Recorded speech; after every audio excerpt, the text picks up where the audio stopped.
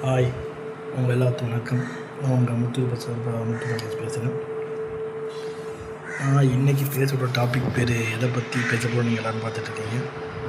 நான் இன்றைக்கி பேசப்போகிற டாபிக், நாளைக்கு மே 4 ஒரு தமிழ்நாடு அரசியலுடைய தேர்தல் முடிவு வருது 2026. ஸோ மற்ற தேர்தல் மாதிரி இது கிடையாதுன்றாங்க. ஏன்னா 2016 மக்கள் கூட்டணின்னு ஒன்று வந்துச்சு, அதே மாதிரி தான் சொன்னாங்க. இது பெரிய தமிழ்நாட்டில் ஒரு திருப்பு முனை ஏற்படுத்தும், மக்கள் கூட்டணி வந்து கிங் மேக்கராக வருவாங்க, அந்த மேக்கராக வருவாங்கன்னா எதுவும் நடக்கலை.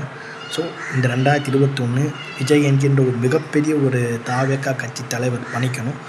தாவேகா கட்சி தலைவர் விஜய் ஜென்சிக்கு ஓட்டை நம்பி வந்திருக்காரு. ஸோ இந்த தேர்தல் ஒரு மிகப்பெரிய ஒரு சகாப்தத்தை எழுதும் கருத்து கணிப்புகள் சொல்லுது.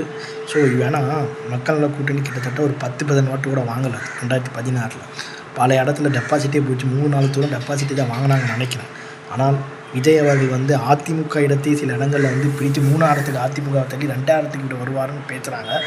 இது எந்த அளவுக்கு உண்மைன்றது வந்து நாளைக்கு தான் நமக்கு தெரியும், மே 4. ஸோ கிட்டத்தட்ட இப்போ டைம் பார்த்திங்கன்னா ஒரு 10 மணி 2 கிட்ட ஒரு 14 மணி நேரம் இருக்குது.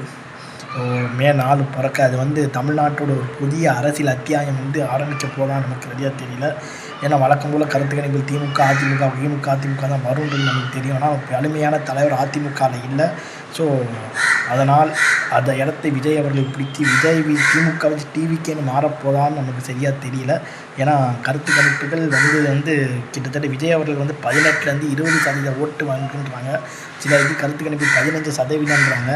ஸோ நம்ம சதவீதத்தை நம்ப முடியாது. நாளைக்கு தான் உண்மையான முடிவு தெரியும். கருத்து கணிப்பு ஜெயிக்க போதா, கருத்து திணிப்பு ஜெயிக்க போதான்றது.